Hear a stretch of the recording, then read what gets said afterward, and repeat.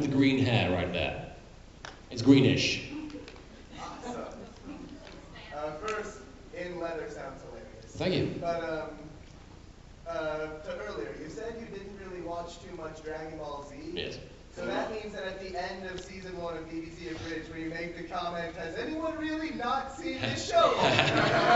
Actually, when they cast me as the narrator for DBZ Abridged, I emailed Scott back and said, I hate to tell you, but I've never actually seen Dragon Ball Z Abridged. And they replied, perfect. It really is one of the best inside jokes of the show, is the fact that the guy telling the story of DBZ has never seen DBZ and doesn't know the story. But yeah, that's it pretty. I'm sure they wrote that intentionally, knowing that. They're good like that. With the ears. So today is my friend's birthday, and she would like you to sing happy birthday to her in Merrick's voice. Is this your friend right here? Oh, what's your name? Dupriya? Yes. Okay. I'm going to sing happy birthday as Merrick to Dupriya. And if you guys want to join in, feel free. Are you filming? Yes. Wait. Dupriya, right? Yeah. How old are you? I'm turning 17. You're turning 17? You're almost old enough to play a children's card game. Here we go. Happy birthday to you. Happy birthday to you. Happy birthday, dear Steve. I mean, Dupriya. Happy birthday to... Kill your family! Kill your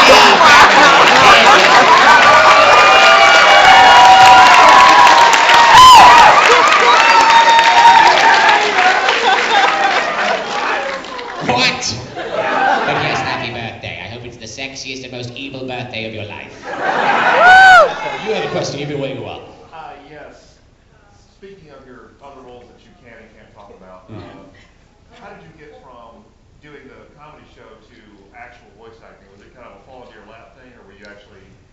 How did I get from doing abridging to doing professional voiceover? Yes.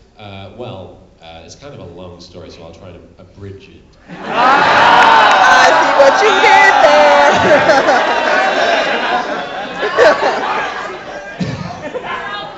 So I obviously did the abridged series back in 2006, and over the course of like 5 years or so, my life went through a lot of changes. I went through lots of ups and downs, but ultimately it led to me meeting my current wife, and she is the best person in my life. But she also happens to be a professional voice actress, and she's extremely talented. And I wish she got more credit. She's actually a guest here. She's Marianne Miller. For those, if any of you have seen her around, you should say hey from me, because she's really awesome. Hey from me. It's like I'm not going to see her myself. Your husband says hi. I met her, and through her, she knows a lot of voice actors out in LA as well, and we currently live out in LA. And so through her, I was able to make connections, and I actually auditioned for a number of projects that she was auditioning for, that she had me read against her for the audition. And as a result, I've ended up booking a bunch of roles. I booked the K-On! Movie because I met with the people from Bang Zoom Entertainment. I booked a lot of documentary work, narration through friends of hers.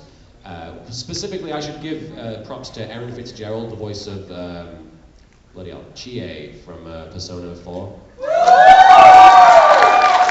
One of the nicest and most positive people in my life, and she has recommended me for a ton of work.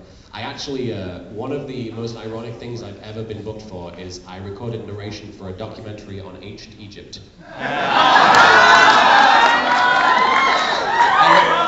I like to think that one day there's going to be like a kid in school watching this documentary and being bored out of his mind, and then he's like, wait a minute.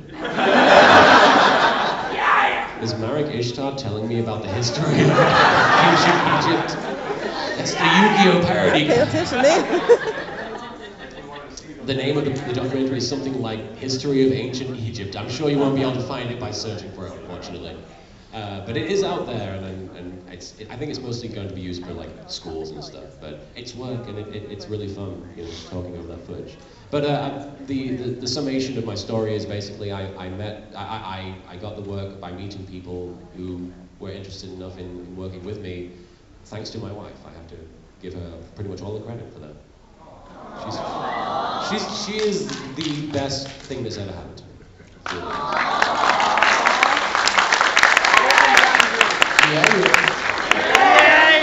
We have 10 more minutes, so I think we have time for at least 5 more questions. So the gentleman in the middle there with the black shirt. Yes, your shirt. The winning shirt, yes. I am a follower on Twitter, and I find it very entertaining and informative and stuff. Love it. But one thing that confused me a couple of weeks ago is when you changed your handle name to say something like Vavo. And I was just wondering what that was about and what the backstory was. It's my stupid joke. I make a lot of very stupid jokes on Twitter. Really? I don't follow. Me and stupid jokes, really? But that was my joke based on the fact that there are a lot of people in the voiceover industry who put VA or VO at the end of their name. And I don't really think it's a bad thing to do. I mean, obviously, if your name is already taken, you might have to add something on the end. And why not VA or VO? But it's just like, in my mind, I'm like, you never see like a professional wrestler with PW at the end of their name, or a professional gardener with PG at the end of their name, or something like that. So it was basically my way of just lampooning the fact that people put VA, VO, VAA, and I just put all of them at the end of my name as a result. Speaking of Twitter, I should mention, this is a serious thing, and I'm sorry to go on a tangent from what you've said. I know I thanked you guys at the beginning for changing my life, but I have to thank you again because recently I had a very, very distressing situation in which my cat, Spaghetti, he had a problem where we took him to the vet because he'd been throwing up his food for 48 hours, and we thought it was just like an upset stomach or his there was just an inflammation in his stomach or something, and it turned out he had a birth defect which caused his lower intestines to become wrapped around his heart. And it was really distressing because he is my favorite pet, and it was knowing him, and I'm starting to cry, I'm sorry. Knowing Spaghetti is what led me to really fall in love with cats in general, because I've had cats before, but they've always been really, really mean, and they don't care if I hang out with them or if I pet them. But Spaghetti will always wake up with me. He'll always talk to me in the morning. He'll always be there for me when I need somebody, and Mariana isn't around. So he's like one of my favorite people, like not just an animal, but it's the haunting Spaghetti theme. But he had to go in for surgery, and the thing is, the surgery was going to cost over $8,000. And I know, it was ridiculous. And so we put up a GoFundMe. We were this close to having to have him put down. And I would not have been able to live with myself just because we didn't have the money that we had to kill this baby, this 2-year-old cat who'd barely had a life at that point. And so I actually got a message from my friend Patrick Sykes who said, you have fans, you have friends, you have people who would be willing to help you make a fundraiser for your cat. And I was like, I don't even know if people are going to care enough, because at this point, I mean, who am I? I mean, I'm just this guy, I'm just a fan, I'm just a guy who does jokes on the internet. Why would people care enough to help my cat,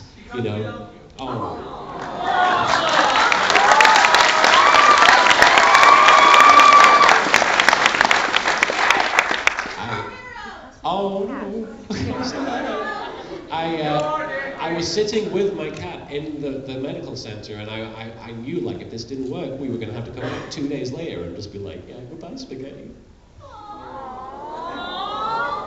Sorry. Anyway, and so I put the fundraiser together, and within, like, 10 minutes, half the money had been raised. And it was because of you guys that he's still here with us.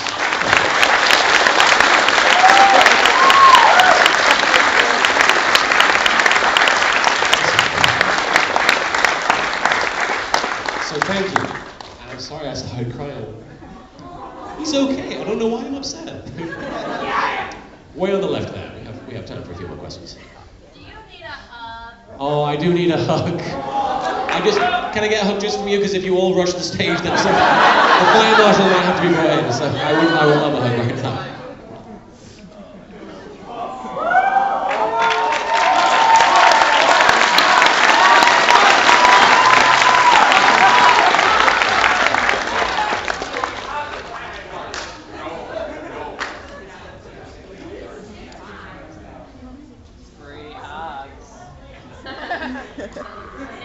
Thank you, guys. Anyway, with the blonde hair, way in the middle there. Hey, do you need a kiss? I'm going to be seeing my wife after this panel, so I'll be fine. Thank you, though.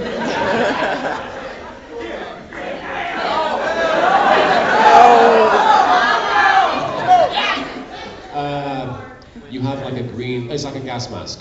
Okay, was that picture right there, two questions. Yes. From ABC last year? No, it was from Yamacon actually last year. All right, that saves one question. Yeah. Also, what is your favorite episode of all the Yu-Gi-Oh! Bridge you've done? Just out of all. Originally, my favorite episode was episode 6, which was, for a long time, just my favorite for the first scene in the episode, which is where Meiko Tsunami's like, ha ha, hello friends, I'm going to try to murder you. Because the ocean told me to. He pledged his life to the sea because it killed his dad. That's Meiko's story. That one was my favorite for a long time because it was the episode where people started to really get into Yu-Gi-Oh! Abridged. It was like the episode that starts the big snowball to becoming this worldwide crazy internet phenomenon. But I think overall, one of my proudest moments, I've actually had recently some really, really good episodes. I personally feel, I know I take a long time to make them, and I am very sorry about that, but I'm trying to make them as good as I can. I really liked the most recent one with Yami versus Yami Marek, with the Purple Realm. But I think ultimately my favorite has to be, 5 minutes have we got? Is that, oh, you're raising your hand? Yeah. Oh, sorry. Do we know how much time we have? 4 minutes. Somebody says 5 minutes, but 4 minutes, thank you. Okay, my favorite episode, the one I'm most proud of for the performances, for the jokes, is the one with young Marek basically, killing his dad.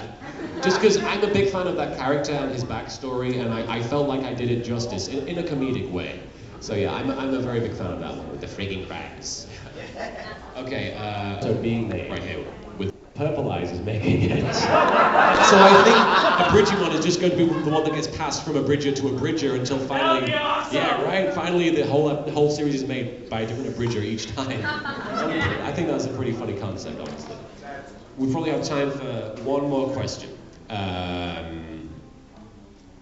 Way on the far left with a Pikachu shirt. Yes. Okay. Are you actually planning on making a bridge series for Arc 5? Am I planning on making an abridged series for Arc 5? Now, I told Tumblr I would never make a parody of Arc 5 because they get very angry when I make fun of Yu-Gi-Oh! I do that a lot. But I did tell them, I would leave that show alone because they tend to, there are certain fans on Tumblr who tend to be like, LittleKuriboh ruined the Yu-Gi-Oh! Fandom. And if people do feel that way, I am genuinely apologetic, and I do feel bad that their experience has been ruined as a result of my silly internet show. They're not true fans then. No, that's not fair. Anyone who loves something is a true fan, no matter how old they are, or no matter what reason it is. Even the most, like, a little child with a lightsaber swinging it around is as much a fan of Star Wars as, like, somebody who's read all the expanded universe novels. That's my feeling. So I really don't want to go out of my way to make an Arc 5 abridged, but I've been thinking about it. Because I did like the first episode of the show, and while I was watching it, I was thinking of stuff to do with it. So don't be surprised if you see an Arc 5 video being released on my channel sometime soon.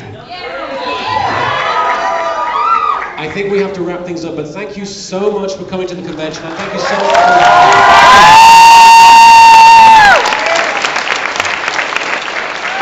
If you guys want to talk to me afterwards or get a picture or have something signed or even just say goodbye or whatever, I will be in the dealer's room for the next 2 hours. I will also be there at Dealer's Room West in Mirabella AB tomorrow as well. So please come by and say hey. I really appreciate you coming to the convention.